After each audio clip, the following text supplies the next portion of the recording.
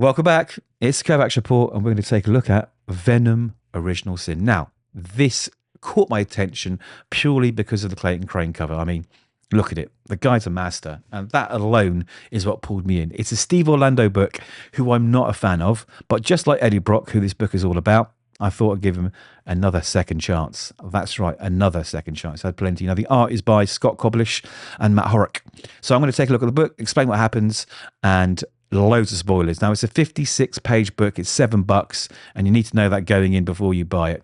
And before I explain what happens, hit the subscribe button. It really helps grow the channel. And if you like the video at the end, give it a like. Right, let's jump straight in. So this is pre-Venom, or rather pre-Eddie Brock being Venom. Spidey's got the black suit, and we're jumping way, way back into the past till that moment. Again, this is another time travel story. It just seems that every single book I'm picking up at the moment has a time travel story. It seems to be the current trend, a current trope. I don't know. But anyway, it's about another moral dilemma. It's like, if you could change something in the past, should you do it? And if you do it, are you aware of the changes that might make, like the butterfly effect that happens because of that change in history and time? So that's where we are. Eddie Brock is having this clandestine meeting with Jack-O-Lantern, and they're brokering a deal. Basically, whenever Jack-O-Lantern gets up to mischief, Eddie's going to get the nod. Eddie's going to be there to get the story, sell it to the paper, become a successful writer, make money, and he's going to split some of the money with him. That's essentially what the story is so far. Now, this happens weeks later. Jack-O-Lantern started 5 minutes early, so Eddie's rushing to be there so he doesn't miss his chance of writing the story. Before he can get there, Spidey turns up in his black suit, Peter Parker, and there's a big throwdown between the two of them. Spidey manages to knock him out. Now, before he knocks him out, Eddie hides because he's a scaredy cat, right? And he notices there's 2 security guards trapped inside the building, which is on fire, basically. Now, he hesitates. He doesn't do anything about it. And sure enough, the building explodes and those security guards die. Now, like I say, Spidey's incapacitated Jack-O-Lantern, and he turns around to have a chat with Eddie Brock. And he says, I'm Eddie Brock, which is strange, right? It is strange. Well, you'll find out why in a moment. And he says, listen, I'm you, you are me. I know what's going to happen. All right, don't do it. Don't reveal this big story about the Sin Eater, because you're going to get the murderer wrong. It's going to ruin your career, and it's going to spiral into everything you can possibly imagine. You're going to lose your wife. You're going to lose your job. You're going to become Venom. It's going to be terrible. Don't do it. Here's some hints and tips about what you could do, and your life will be completely different. Eddie, after some convincing, says, yeah, okay, that's cool. Let's do this, right? Anyway, conveniently, just after that conversation, Jack-O-Lantern recovers, and there's a big fight between him and Spidey. Now, Jack-O-Lantern realizes that old Eddie Brock here is kind of betraying him, so he tries to kill him. But Spidey, Venom, who Eddie Brock, jumps in the way and saves him. But unfortunately, he dies. So remember, this is a time travel story, and I'm going to reveal what's going on here. Basically, Peter Parker is in the Venom suit. Eddie Brock, as Venom, has come back in the future, back to the future.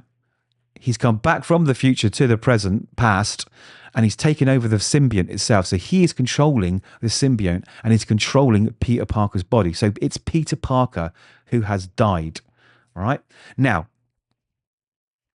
Jack-O-Lantern decides to try and finish him off, but before he does that, Eddie creeps up behind him and smashes him over the head with a cinder block, killing him. So now they're both dead.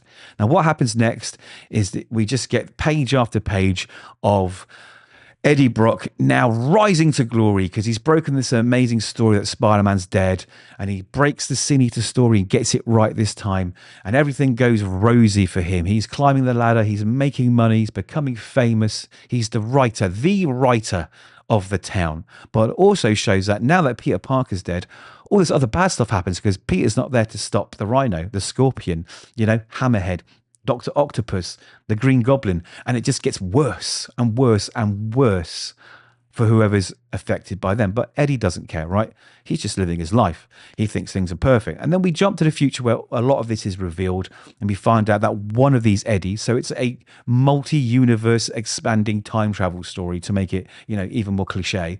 And we find out that there is one Eddie Brock that resisted becoming, basically the king of the symbiotes. If you've been reading other stories, there's like one ultimate Venom, one ultimate Eddie Brock who basically rules over all the other symbionts. But this one resisted and turned to the light, and he's trapped in this weird sort of purgatory, this land called the Lumina. Right. So this bad version of Eddie, of course, this Null, this leader of all the well, he killed Null, didn't he? But anyway, this guy, this version of Eddie that rules over all the other symbiotes in this other dimension, he says, listen, right, I'm going to give you a chance to go back, fix your original sin, and you can get out of here. Because, you know, the light version of Eddie Brock, he's tired of being in this place. He thought he was going to send somewhere else, you know, some kind of heaven, some kind of better place to be. And he's just stuck. He wants out. Anyway, so after pages and pages of convincing and over explanation of everything that happens over and over again, honestly, I got to this point and I just really wanted to stop reading. He agrees, right? And then we jump to Central Park, New York, years ago, and we've got Eddie Brock before he's brokered the deal with Jack O'Lantern. And there's this terrible dialogue with, I mean, look at it. I mean, it's some terrible dialogue with Beast having a fight with, Awesome Andy, the android. And we get this story that he writes about it, and how his editor doesn't like it, tells him to go out and do something about it, otherwise you're out on your ear. Which is why he then goes to Jack O'Lantern, and then everything gets re-explained all over again, and all over again, and all over again. Oh, it's tiring. Eventually, after all this explaining, we get back to that night of the warehouse where light version of Eddie Brock is now going to go back and control the symbiont again. No, that's not right. See, it's so confusing. He's going to go back and he's going to save the security guards as Peter Parker by controlling the symbiont. Yes.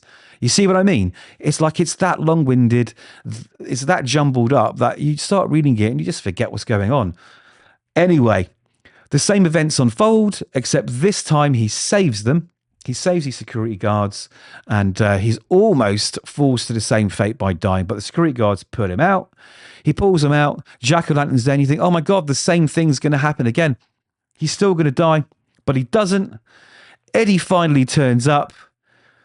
Oh God, it's so yawn. Anyway, our Venom, Eddie, who's come back in time, he stabs the hell out of Jack O'Lantern, and he puts him down, and he tells him to run away. Because if he kills him, I guess that would be the replacement of the original sin, that he took a life, even though it's a bad guy. Eddie's there to write, see what happens and write the story. But of course, what happens is his hatred for the Spider, which drives most of the early storylines, is still born. And nothing else changes.